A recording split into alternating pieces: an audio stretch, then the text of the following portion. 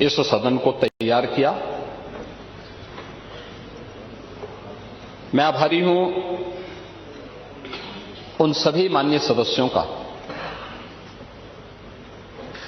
सत्ता पक्ष के भी और विरोधी पक्ष के भी,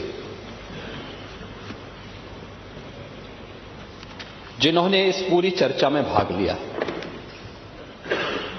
लगभग 187 माननीय सदस्यों ने नेता विरोधी दल समेत सभी माननीय सदस्यों का मैं हृदय से धन्यवाद करता हूं कि उन्होंने बहुत रुचिपूर्ण तरीके से इस पूरी चर्चा की गंभीरता के साथ साथ इसे रोचक भी बनाया और सचमुच लोकतंत्र का मंच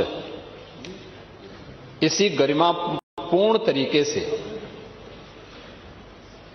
लोकतंत्र को इसी प्रकार से पुष्ट करता हुआ आगे बढ़ेगा जो पिछले 24 घंटे के अंदर हम लोग यहां पर सदन में और पूरा प्रदेश और पूरा देश यहां पर उठे हुए मुद्दों की ओर बड़े ध्यान से देख रहा है और सुन रहा है।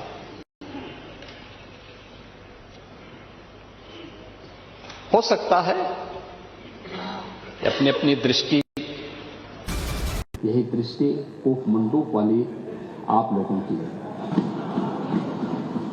दुनिया आगे बढ़ रही है, एक प्रतिस्पर्धा चल रही है, लेकिन आप लोग अभी भी अपने परिवार तक सीमित होना चाहते हैं और इसलिए मैंने कहा ना, एक परिवार डेवलपमेंट अथॉरिटी का शिकार आप जब हो चुके हैं, प्रदेश को भी आप वहीं ले जाना चाहते हैं। क्या स्थिति थी 2017 के पहले? 2017 के पहले क्या नहीं है उत्तर प्रदेश में? क्या नहीं था? क्या नहीं था उत्तर प्रदेश में? खन्ना जी ने कल प्रातः संकल्प रखा था तो उस समय उस संकल्प में उन्होंने कुछ बातें कही थी। कहां थे हम 1947 तक भी, 1950 में भी, 1960 में भी, और कैसे हम लगातार गिरावट की तरफ गए। ये डिटोरेशन, इसका कारण क्या था? 1990 के बाद क्या स्थिति थी? उसी पर मैं कुछ बात रखना चाहता हूं। महोदय की विशाल सामर्थ्य के बावजूद नीतिगत उदासीनता के कारण उत्तर प्रदेश लगातार पिछड़ता गया और एक समय ऐसा भी आया जब 1980 के बाद की गिरावट ने 1990 के बाद विभत्स स्वरूप लिया और उत्तर प्रदेश जो देश का सबसे समृद्ध राज्य था और देश का सबसे बीमारू राज्य हो गया। यही प्रदेश है।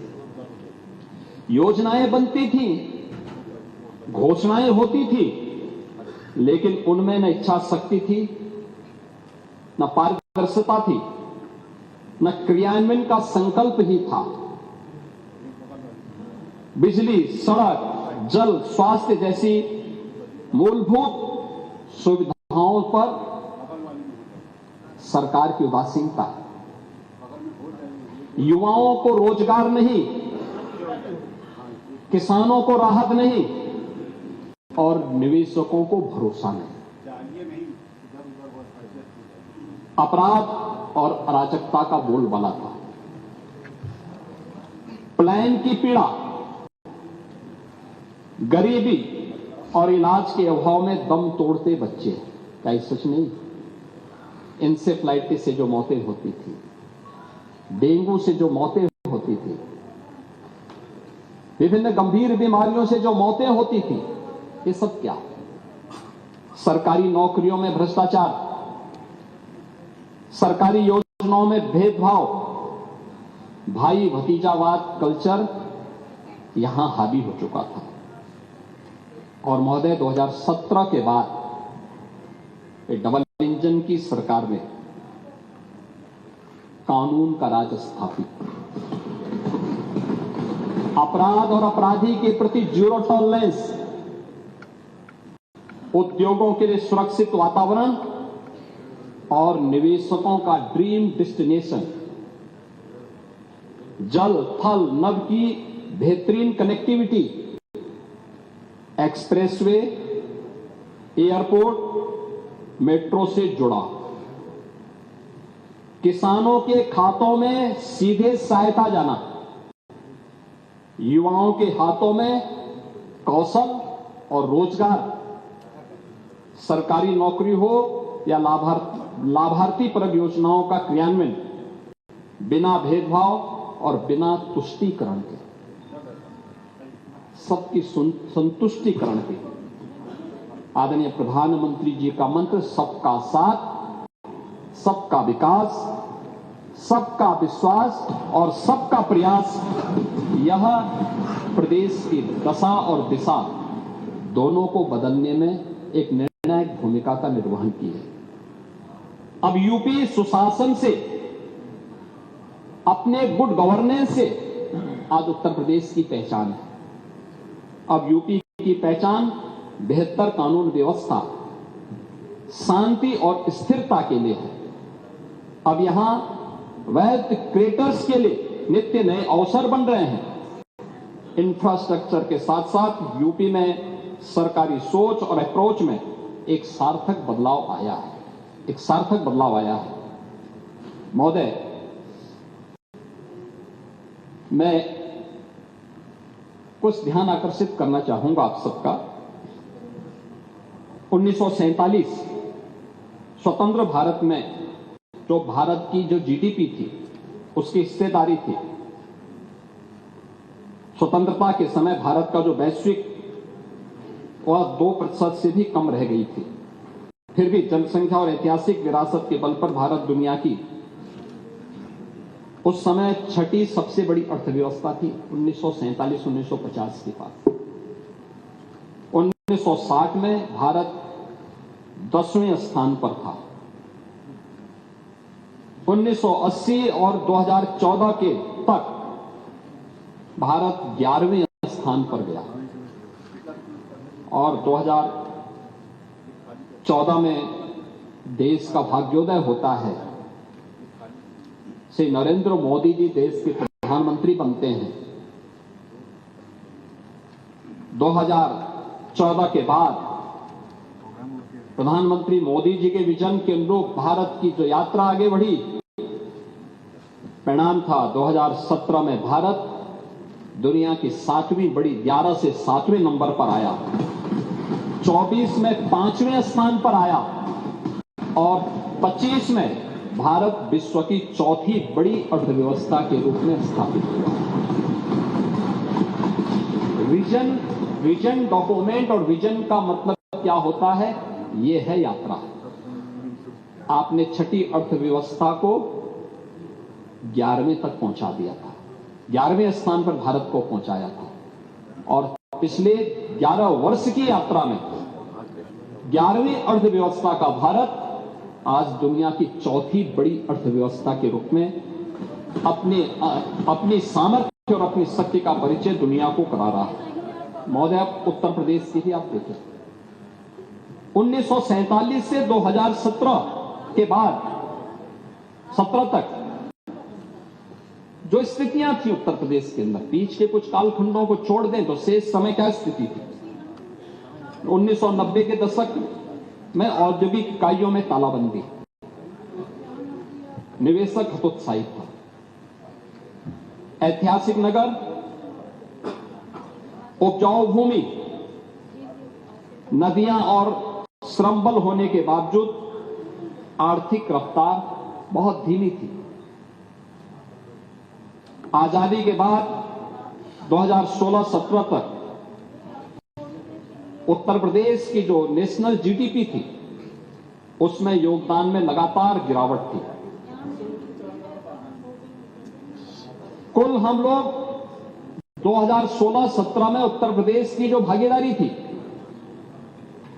जो 1960 में 14% से अधिक थी, 1950 से 60 के दशक में यह 14% से घट करके 8% रह गई थी 2016-17 में। कहां ले जा रहे थे आप? 8% रह गई थी हमारी, यानी यूपी का योगदान, यूपी देश की 16% आबादी उत्तर प्रदेश में निवास करती है, लेकिन नेशनल जीडीपी में हमारी हिस्सेदारी केवल 8% रह गई थी।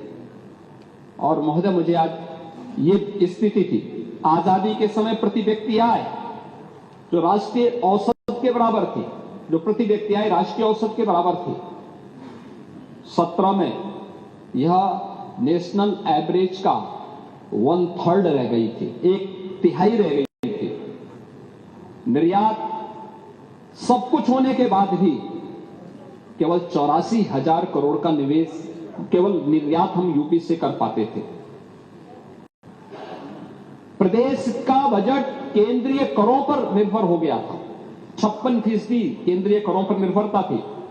और नीति आयोग के फिस्कल हेल्थ इंडेक्स में उत्तर प्रदेश की गिनती पिछड़े राज्यों में हो गई थी।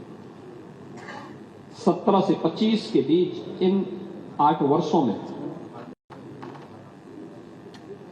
उत्तर प्रदेश में आज जो हमारी जीएसडीपी है, यह जीएसडीपी जो उत्तर प्रदेश की 16-17 में लगभग 13 लाख करोड़ की थी, आज यह बढ़कर के इस वित्तीय वर्ष के अंत तक यह बढ़कर के लगभग 35 लाख करोड़ तक पहुंचने जा रही है।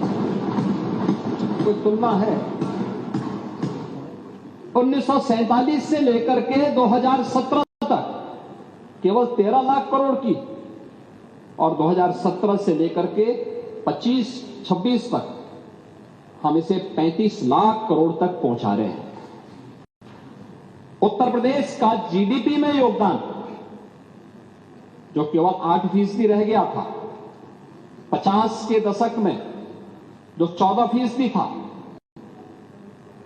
2016-17 में रहकर केवल 8% रह गया था, आज इसे हम 9.5% तक पहुंचाने में फिर सफल हुए हैं।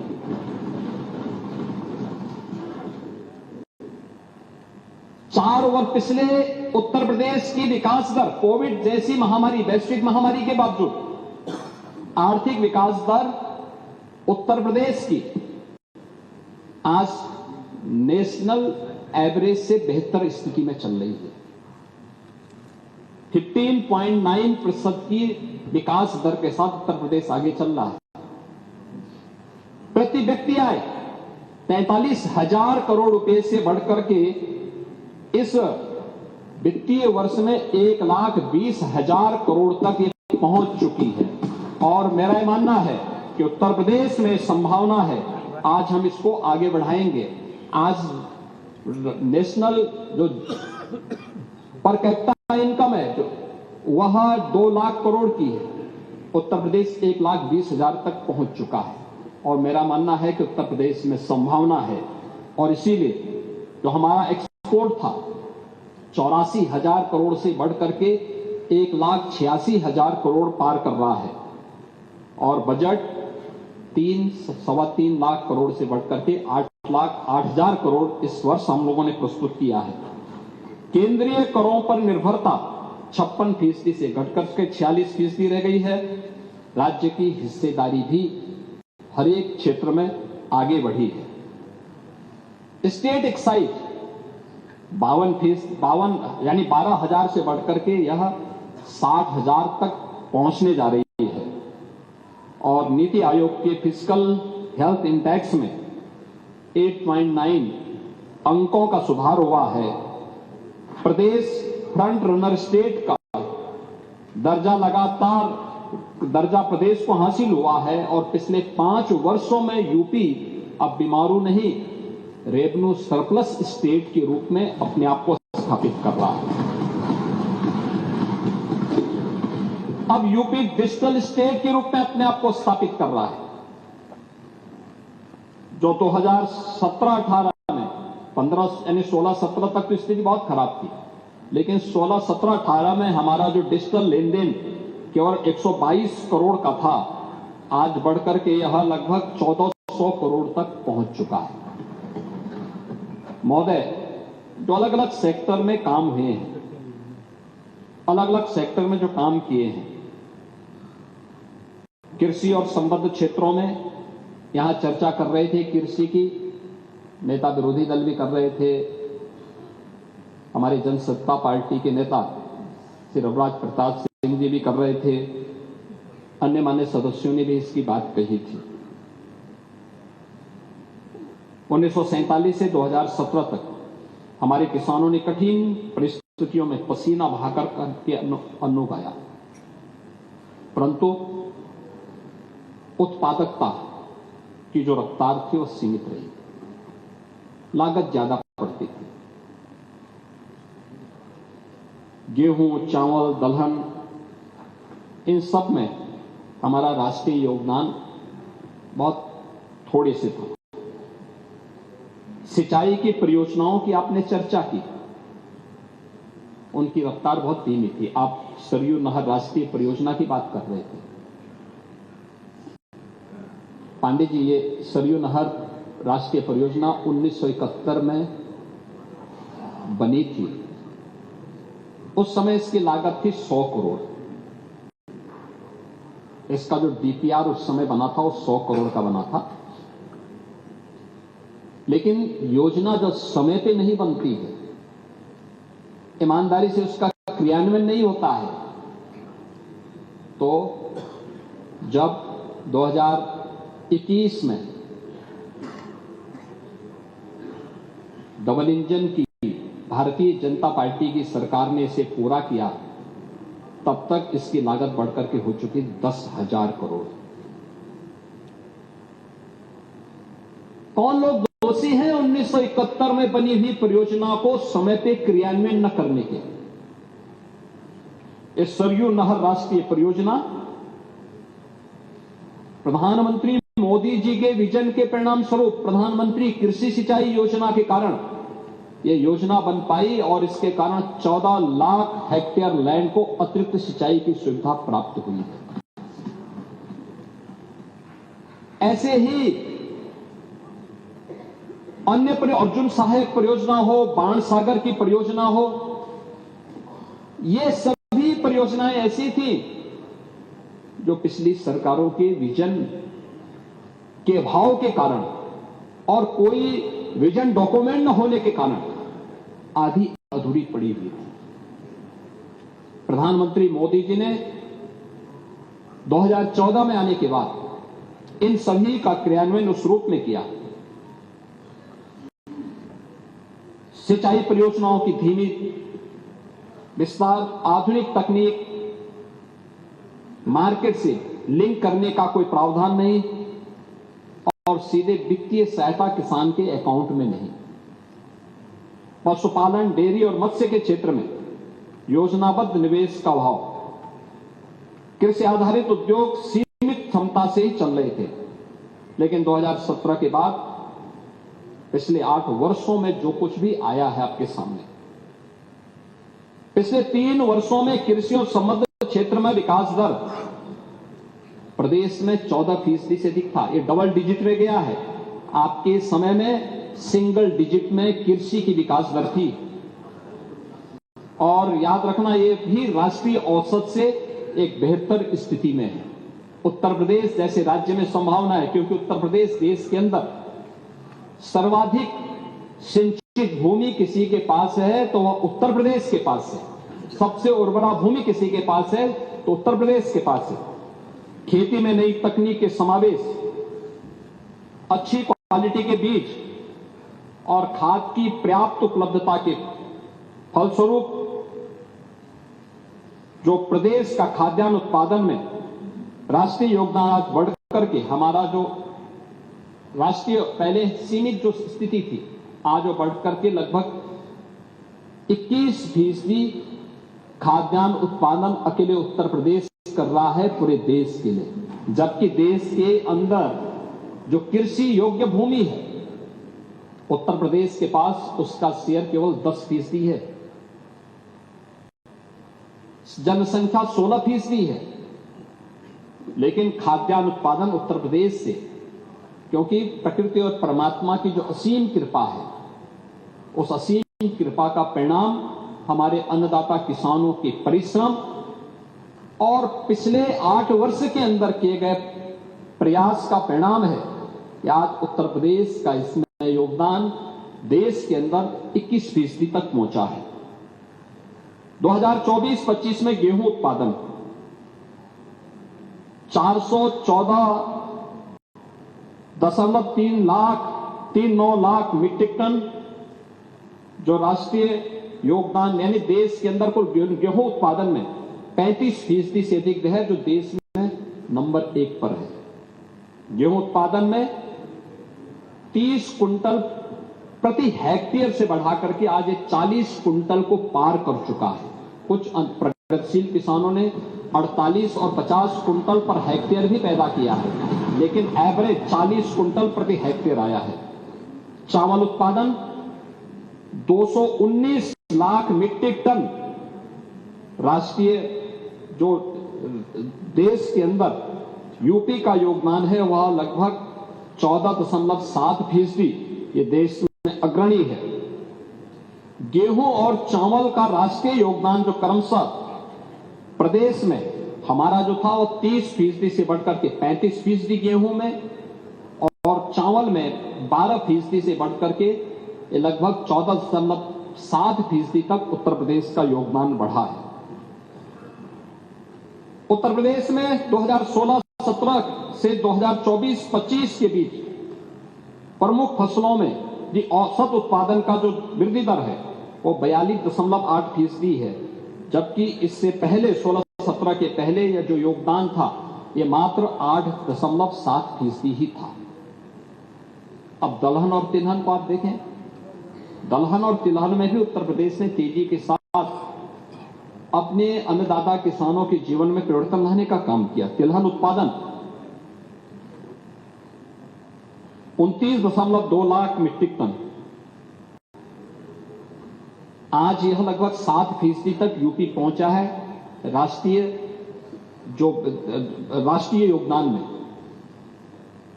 लेकिन 16-17 तक यह था मात्र 3.3% का योगदान। तिलहन उत्पादन में 8 वर्षों में 46.6% की वृद्धि हुई है। दलहन उत्पादन में उत्तर प्रदेश ने 35.6 लाख मीट्रिक टन राष्ट्रीय योगदान जो इसमें का उत्पादन किया, जिसमें राष्ट्रीय योगदान 14.1%। 2016-17 की तुलना में अगर आप देखें तो 2016-17 तक ये केवल 9.1% था, तो 9.1% से बढ़कर के हम आज 14.1% तक पहुंचे हैं। और दलहन उत्पादन में भी उत्तर प्रदेश ने 8 वर्षों में 46% की वृद्धि की है। गन्ना और चीनी उद्योग के बारे में, गन्ना उत्पादन आज 2453.5 लाख मीट्रिक टन, यानी अगर राष्ट्रीय योगदान में हम देखेंगे तो देश के अंदर कुल गन्ना उत्पादन का 55% उत्तर प्रदेश उत्पादन कर रहा है। देश में नंबर 1 पर आज के दिन पर उत्तर प्रदेश है। हमारे सदस्य पंकज मलिक कह रहे थे कि 14 दिन में गन्ना मूल्य का भुगतान, 120 चीनी मिलें चल रही हैं, 120 में से 105 चीनी मिलें ऐसी हैं जो 14 नहीं अब 1 सप्ताह के अंदर गन्ना मूल्य का भुगतान कर रही हैं। 15 चीनी मिलें हैं जिनका भुगतान लेट है और सरकार ने उनके खिलाफ भी FIR लॉन्च करके उनको सुनिश्चित किया है कि जो गन्ना समय पे भुगतान नहीं करेगा उसके गन्ना क्षेत्र में उतनी ही कटौती करके भुगतान करने वालों को गन्ना हम उपलब्ध करवाएंगे।